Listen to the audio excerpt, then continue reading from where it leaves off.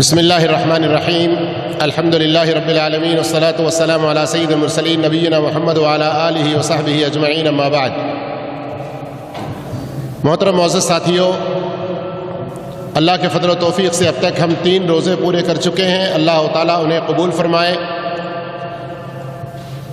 جزاکم اللہ خیر۔ یعنی اس کا مطلب ہے کہ آپ لوگ توجہ کے ساتھ سن رہے ہیں۔ ہاں، اللہ جزائے خیر دے۔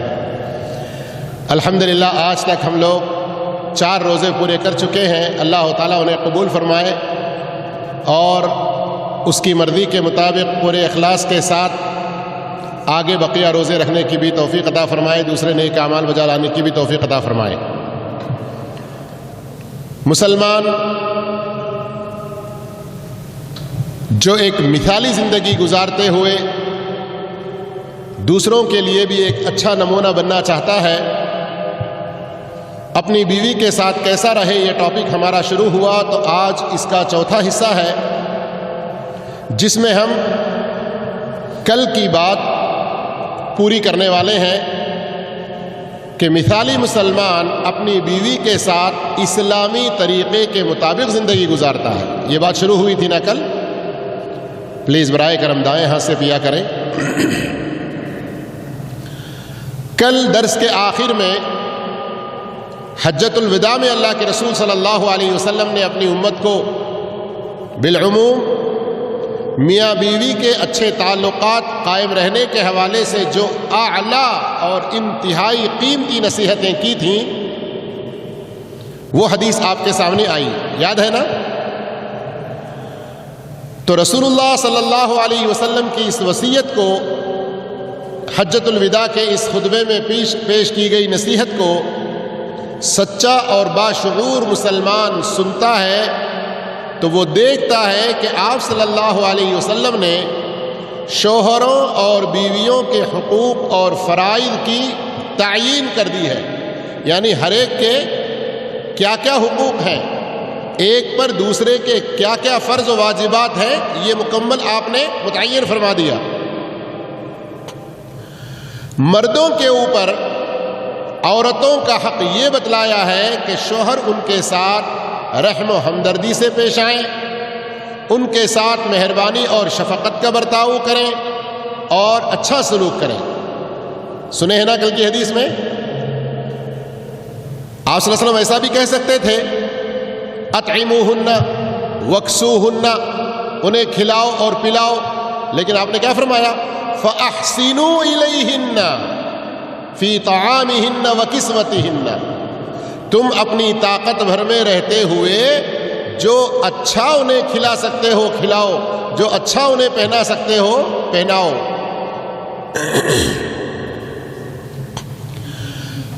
اب اتنی اچھی نصیحتوں کے بعد مسلم گھرانے میں بیوی پر ظلم کرنے یا اسے نقصان پہنچانے کے بارے میں سوچنے کی کوئی گنجائش باقی رہتی ہے؟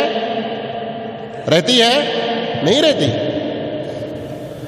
رسول کریم صلی اللہ علیہ وسلم نے عورت کے بارے میں بہت سی ہدایات دی ہیں، حتیٰ کہ بیوی کے ساتھ حسن سلوک کرنے والے شوہر کو اس امت کے بہترین اور ممتاز لوگوں میں شمار فرمایا اللہ کے رسول صلی اللہ علیہ وسلم نے۔ کیا ہے وہ حدیث؟ صحیح حدیث میں ہے، آپ صلی اللہ علیہ وسلم فرماتے ہیں، اکمل المؤمنین ایمانا احسنہم خلقا، کامل ایمان والے مومن، تمام مسلمانوں میں مومنوں میں سب سے کامل ایمان والا وہ شخص ہے جو مومنوں کے ساتھ سب سے اچھے اخلاق کا برتاؤ کرتا ہے۔ وَخِيَارُكُمْ خِيَارُكُمْ لِنِسَائِهِمْ، اور تم میں سب سے اچھے لوگ وہ ہیں جو اپنی بیویوں کے حق میں سب سے اچھے ہوں۔ دیکھیے رسول اللہ صلی اللہ علیہ وسلم زندگی کے تمام پہلوؤں میں لوگوں کی اچھی رہنمائی کرنے کے لیے آئے۔ میاں بیوی کے درمیان کبھی کچھ مسئلے ہو جاتے ہیں تو آپس میں ایک دوسرے کے ساتھ حل کر لینا مشکل ہوتا ہے۔ ایسے وقت میں اللہ کے رسول صلی اللہ علیہ وسلم کے زمانے میں عورتیں بھی آ کر کچھ اپنے شوہروں کی شکایات کرتی، اور بعض دفعہ کچھ مرد حضرات بھی بیویوں کی شکایات کرتی، اور اللہ کے رسول صلی اللہ علیہ وسلم ان کے درمیان اچھا فیصلہ، اچھی رہنمائی، ان دونوں کے میاں بیوی کے اچھی طرح سے مل جل کر رہنے کے جو طریقے ہو سکتے ہیں وہ بتلاتے ہیں۔ آج کے زمانے میں بھی اصلاح ذات البین اور فیملی کیا کہتے ہیں اس کو، کمپرومائزیشن، آپس میں ایک دوسرے کے درمیان اچھا سمجھوتا ایکسپریس چلا سکیں، صرف انڈیا پاکستان کے بیچ میں ہی نہیں بلکہ ازدواجی زندگی میں بھی ان دونوں کے درمیان کوئی ایسی ٹیم ہونی چاہیے، کوئی با اقتدار، معزز اور علم و فقہ الواقع میں اچھا تجربہ رکھنے والے علماء ہونے چاہیے جن کی طرف لوگ رجوع کریں۔ اب آئیے ایک واقعہ یہاں پر سنیے اور اس حدیث پر غور کیجیے، اور میں یہ جو کہہ رہا ہوں کہ اس وقت بھی ہونا چاہیے، اسی حدیث کے پیش نظر جو میں ابھی آپ کے سامنے پیش کر رہا ہوں۔ کچھ عورتیں آپ صلی اللہ علیہ وسلم کے گھر والوں کے پاس آئیں۔ اس میں بھی ایک نقطہ غور کرنے کا ہے کہ حقیقت میں ہم ایسی بیویوں کو رکھیں کہ ہم سماج میں کوئی کام کرنا چاہ رہے ہیں تو ہماری بیویاں ہمارے معاون بنیں۔ مردوں کی ہم ڈائریکٹ اصلاح کرتے رہیں گے، خواتین میں کچھ مسئلہ پیش آ جائے تو وہ ہماری بیویوں سے رجوع کریں۔ دوسرے اور کئی طرح کے فسادات آج کے زمانے میں جو نظر آتے ہیں ان سے بھی ہم بچ سکتے ہیں۔ کچھ عورتیں آپ صلی اللہ علیہ وسلم کے گھر والوں کے پاس آئیں اور اپنے شوہروں کی شکایت کرنے لگیں۔ رسول اللہ صلی اللہ علیہ وسلم نے مردوں میں اعلان کر دیا، لقد اطاف بآل محمد نساء کثیر یشکون ازواجہن لیس اولئک بخیارکم۔ محمد صلی اللہ علیہ وسلم کے گھر والوں کو بہت سی عورتوں نے گھیر لیا جو اپنے شوہروں کی شکایت کی، جو اپنے شوہروں کی شکایت کر رہی تھیں۔ یہ تو ایک خبر دی آپ صلی اللہ علیہ وسلم نے کہ ہماری بیویوں کے پاس مسلمانوں کی بہت سی عورتیں آئیں جو اپنے شوہروں کی شکایت کر رہی تھیں۔ اب اللہ کے رسول صلی اللہ علیہ وسلم ان بیویوں کے شوہروں سے کہہ رہے ہیں ان کے شوہر اچھے لوگ نہیں ہیں، ان کے شوہر اچھے لوگ نہیں ہیں۔ غور کیجئے، اسلام کی اس بلند اور انتہائی عالی تعلیم پر کہ شوہر کو حکم دیا کہ وہ اپنے بیوی کے ساتھ انصاف برتے، اپنی بیوی کا احترام و اکرام کرے اور اس کے ساتھ اچھے طریقے سے پیش آئے، اچھا سلوک کرے، اگرچہ کہ بیوی اس کو ناپسند ہے۔ اللہ اکبر۔ میرے بھائیو، یہاں سے میں اب آگے کچھ باتیں جو کرنے جا رہا ہوں ذرا توجہ سے سنیے۔ اگر واقعتاً اللہ مجھے آپ کو تمام مردوں کو اس کی نیک توفیق دے، واقعتاً ہم مرد اگر ہماری اسلامی تعلیم کے مطابق اس طرح عمل کریں تو یقیناً بیویوں میں بھی بڑا انقلاب، بڑی سدھار، بڑا اچھا بدلاؤ آ جائے گا۔ اور اتنا اچھا سلوک ہم مرد کرنے کے باوجود اگر کوئی بیوی واقعتاً بہت زیادہ سرفری، سرکش اور بہت زیادہ نافرمان ہوتی ہے تو پھر وہ ایسے مرد کے قابل نہیں ہے۔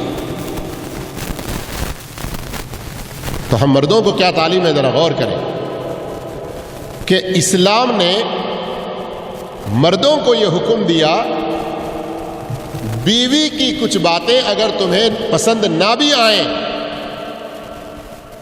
تو کچھ عادتوں کے پسند نہ آنے کی وجہ سے ان کے ساتھ کسی طرح کا ظلم نہ کرو، انہیں کوئی نقصان نہ پہنچاؤ، ان کے ساتھ اچھا برتاؤ جاری رکھو، حسن سلوک جاری رکھو۔ اور یہ بات کہیں بزرگوں کی قصے کہانیوں میں نہیں، بلکہ ڈائریکٹ اللہ نے قیامت تک محفوظ رہنے والی اپنی کتاب میں بیان کیا۔ کون سی کتاب؟ ہاں، قرآن سے یہ رہنمائیاں ہم نہیں لیتے، لال پیلی کتابوں سے لوگ لیتے ہیں آج کل، ان کے پڑھنے کا زیادہ اہتمام ہے۔ وہ بات میں تفصیل سے بیان کروں تو دوسری طرف بات چلی جائے گی، ذرا آئیے اللہ کے اس فرمان پر غور کیجیے۔ سورہ نساء آیت نمبر 19، وَعَاشِرُوهُنَّ بِالْمَعْرُوفِ فَإِن كَرِهْتُمُوهُنَّ، ایک ایسا بھی طریقہ، اور ایک وَعَاشِرُوهُنَّ بِالْمَعْرُوفِ فَإِن كَرِهْتُمُوهُنَّ فَعَسَىٰ أَن تَكْرَهُوا شَيْئًا وَيَجْعَلَ اللَّهُ فِيهِ خَيْرًا كَثِيرًا۔ دو طریقے سے میں نے اس کو کیوں پڑھا ہے، کیوں اس کی تلاوت کی، غور کریں آپ لوگ۔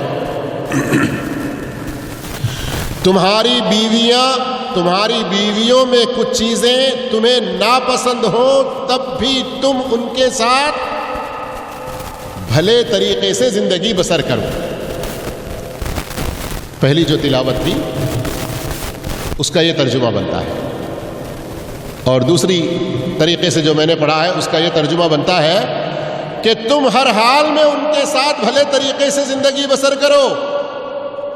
اگر کبھی ایسا ہوا کہ اگر وہ تمہیں ناپسند ہو تو ہو سکتا ہے کہ ایک چیز تمہیں پسند نہ ہو، مگر اللہ نے اسی میں،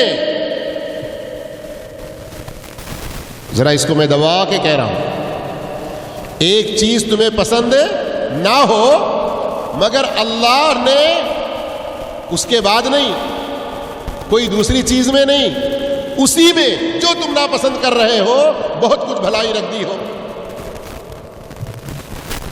ہمارے نفسیات، ہمارے جذبات، ہماری خواہشات کے مطابق سمجھنے کی کوشش نہ کریں، بلکہ اللہ کے کلام کو اس کے مطابق پہلے ہم سمجھ کے اپنے دل و دماغ میں اتارنے کی کوشش کریں۔ عام طور پر ایک ہمارے درمیان میں کسی کو بھی کسی مصیبت میں دیکھتے ہیں، ارے پریشان مت، پھر اچھے دن بھی آئیں گے، یعنی اب اس مصیبت کو جھیل لو، بعد میں اچھے دن آئیں گے۔ ٹھیک ہے، اس میں بھی ایک طرح کی تسلی ہوگی، لیکن جس چیز کو تم مصیبت سمجھ رہے ہو، جس چیز کو تم ناپسند کر رہے ہو، عین وہی چیز تمہارے لیے بہتر ہو۔ آئی سمجھ میں بات؟ سمجھ میں آ رہی بات؟ یہاں قرآن کے اندر اللہ کیا فرماتا ہے اس پر غور کریں۔ فَعَسَىٰ أَن تَكْرَهُوا شَيْئًا وَيَجْعَلَ اللَّهُ فِيهِ، بعدہ نہیں کہہ رہا ہے کہ جس چیز کو تم ناپسند کر رہے ہو ٹھیک اسی میں اللہ تمہارے لیے کوئی بھلائی رکھ دے۔ تو اس لیے میں گھر کا بڑا بھائی، میرے جو موڈ میں آیا وہ ہونا، اتنی دادا گیری نہ کو کرو بھائی۔ آئی سمجھ میں بات؟ یہ قرآن مجید کی آیت سورہ نساء آیت نمبر 19، اس کو اچھی طرح سے پڑھیں۔ اور عموماً میں قرآن مجید کی تفسیر کے درس کے موقع پر کہتا رہتا ہوں کہ آیت اس کے اندر کے الفاظ پر بھی غور کریں۔ آیت میں کچھ جملوں کی شکل میں بات ہوتی ہے، ایک دوسرے کے ساتھ جو تعلق ہے اس پر بھی غور کریں۔ ایک آیت کو دوسرے آیت کے ساتھ جوڑ کر ان میں کیا ربط ہے، اس ناحیے سے بھی تناسب الآیات، اس پر بھی غور کریں، یہ بہت ضروری ہے۔ اب آئیے اور اسی سے ملتی جلتی عبارت پر غور کرتے ہیں اور اللہ کے رسول صلی اللہ علیہ وسلم کی ایک حدیث بھی سنتے ہیں۔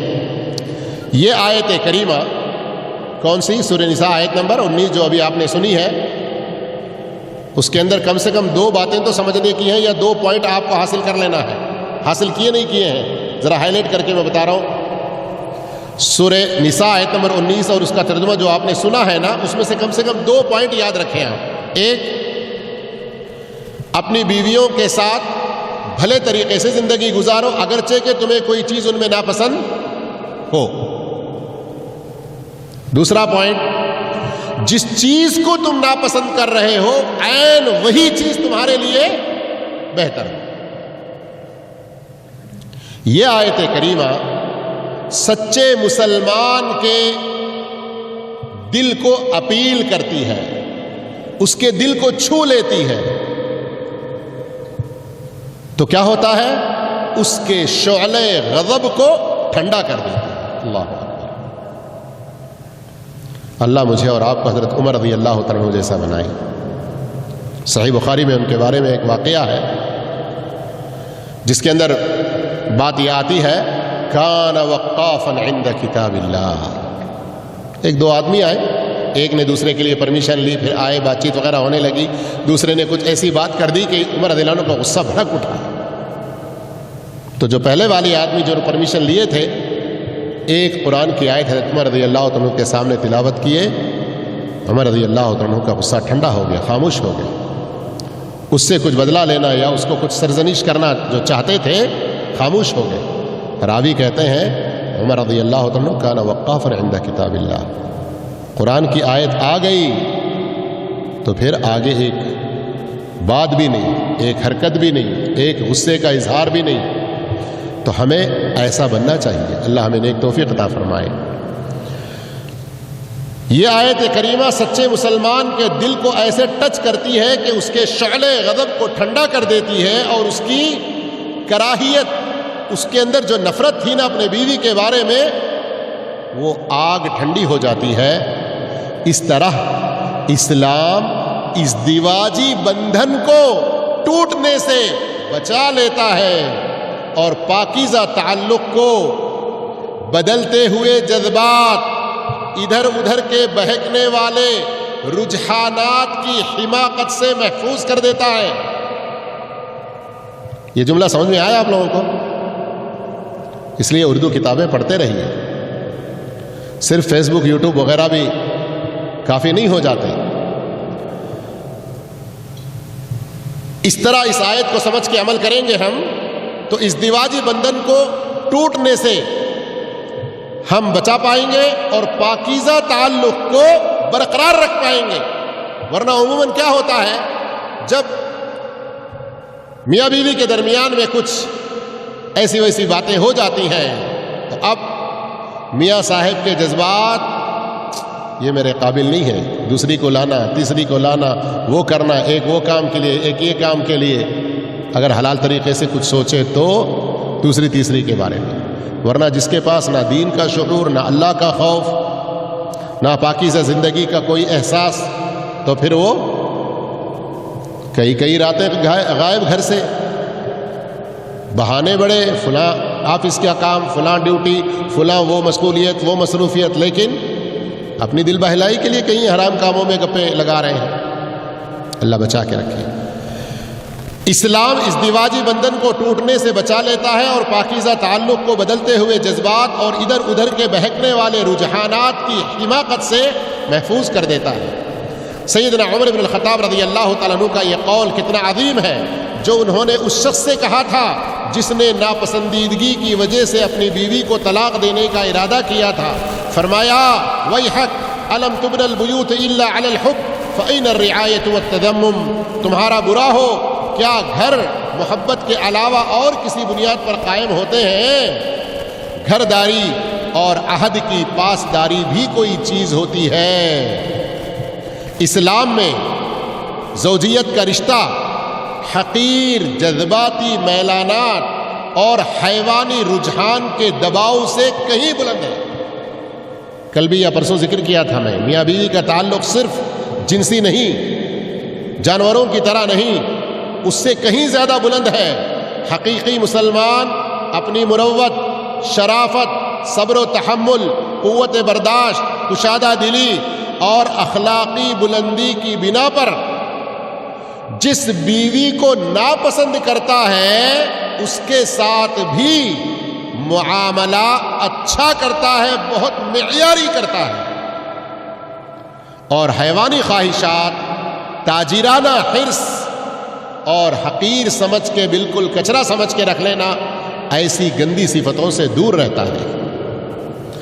سچا مسلمان اپنے رب کا حکم بجا لاتا ہے، اپنی بیوی کے ساتھ حسن سلوک کرتا ہے، چاہے اس کو ناپسند کرتا ہو یا اس میں کی اپنی بیوی میں کی کچھ چیزوں کو ناپسند کرتا ہو، وہ ہمیشہ اپنے رب کی تلقین کو یاد رکھتا ہے، اپنے رب کی نصیحت کو، کیا ہے، وعاشروہن بالمعروف، ان کے ساتھ اچھا سلوک کرو، اور اس میں غور کرتا ہے کہ انسان بسا اوقات کسی چیز کو ناپسند کرتا ہے، اس سے کراہت محسوس کرتا ہے اور اس سے دور رہنا چاہتا ہے، حالانکہ وہ چیز خیر سے پر،